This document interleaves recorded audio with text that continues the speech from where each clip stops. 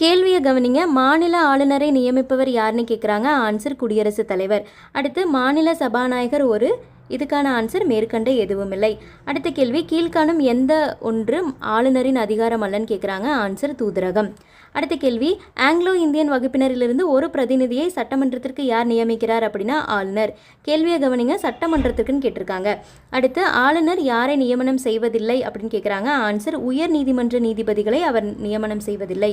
அடுத்து மாநில அமைச்சரவையின் தலைவர் யார் அப்படின்னா முதலமைச்சர். அடுத்து மேலவை உறுப்பினராவதற்கான குறைந்தபட்ச வயதுன்னு கேட்குறாங்க. ஆன்சர் 30 வயது. அடுத்த கேள்வியை கவனிங்க, கீழ்காணும் மாநிலங்களில் எந்த ஒன்றில் ஈரவை சட்டமன்றத்தை பெற்றிருக்கவில்லை அப்படின்னா ஆன்சர் தமிழ்நாடு. தமிழ்நாட்டில் 1986லேயே அந்த ஈரவை அப்படிங்கிற கான்செப்டை எடுத்திருப்பாங்க.